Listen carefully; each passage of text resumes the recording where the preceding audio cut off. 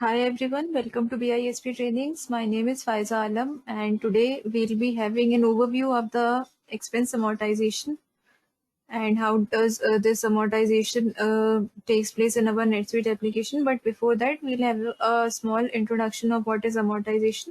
So amortization reflects, if we talk about the amortization, so it reflects an asset's loss in value due to the contract expiration or obsolescence.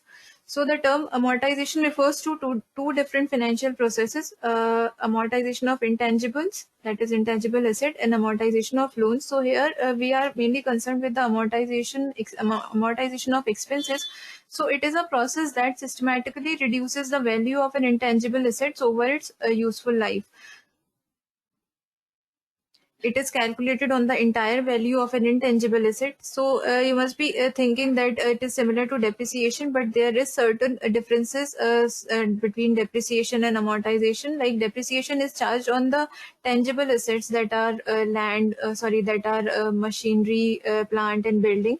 But this amortization applies to the intangible assets that can be patents, goodwill, all the intangible assets that that are not physically available to us, but it exists, their existence is there. So its examples can be seen into the patents, licenses, software, etc. It impacts a company's income statement and balance sheet. It also has a unique set of rules for tax purposes, and significantly, it also impacts a company's tax liability. Like it helps to reduce the tax burden of the company. If an asset is in the use, so we can reduce the tax that is to be paid. So here we can say that it has resulted into the reduction of our tax liability. And when an amortization expense is charged to the income statement, the value of the long-term asset recorded on the balance sheet is reduced by the same amount.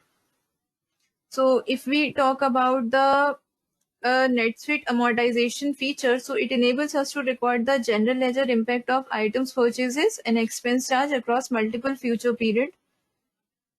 In a very layman term, I would say that amortization is to write off the initial cost of a component or asset over a period of time. It is also concerned with paying off or reducing the initial price through regular payments.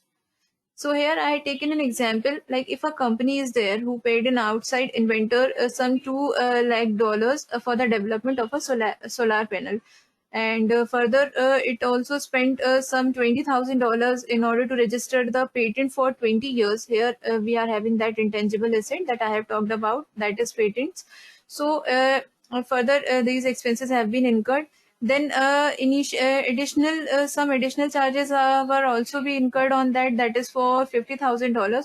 So if we get into the capitalized cost of that particular a project that is there, so it has 2 lakh in it, then it had 20,000 and 50,000, and all in all the capitalized cost of that particular related intangible asset goes to 2 lakh 70,000, and the useful life of that is 20 years. So how we will calculate the amortization expense? We will divide that particular capitalized cost by the total useful life of that. So we will arrive at this $13,500. So that amortization expenses are required to be write off from the income statement, that will be recorded as an amortization expense onto the income statement each year. So in this way, we can amortize the expenses. We have to divide the actual capitalized cost by the useful life, so that we can have the amortization expenses that are required to be recorded onto the income statement, and that has reduced the value of the long-term asset.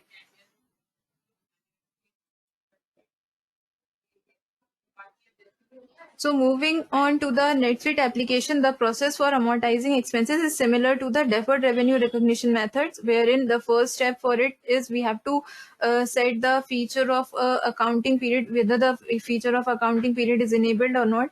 And after that, we have to set the or enable the required features. So for that, we'll go into setup company enable features.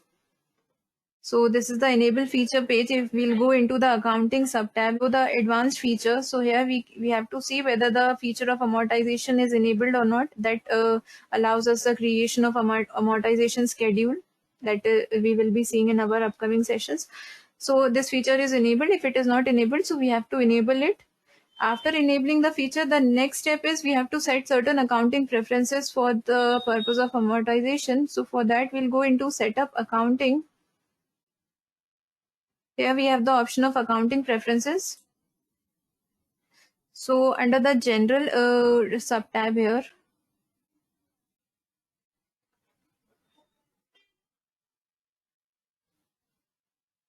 for amortization we have a different tab. So if we have to check this allow user to modify the amortization schedule. Like there can be scenarios in which based on the requirement different schedules and templates are required to be prepared, so we have to check this box. And if we are amortizing the foreign currency schedule, so for that if we want to check it, we can check it. Then the journal that are created are required to be created on the last day of period. It has to be selected over here. Then the general entry form that would be automatically or appearing by default would be the standard journal entry form, and this is about the short term expense period that for that particular amortization, and it is selected as 12. So this is about the preferences that we have to set. Now the third step towards the setup of amortization is we have to specify the deferral account for the purpose of amortization. So for that we have to go into setup accounting under the chart of accounts. So we have to create a separate account for the purpose of deferral or for the purpose of deferring expenses. So here is the account that I have created, that is deferred expenses, and it should be the type of other current asset type. If we'll view it,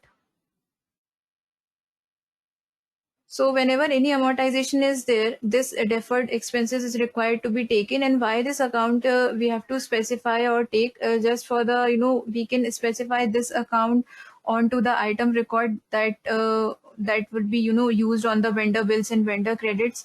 And further it can also be selected while preparing the amortization schedules or amortizations templates. So these three things are the basic ones that are required before initiating the amortization process. So that's all about the topic.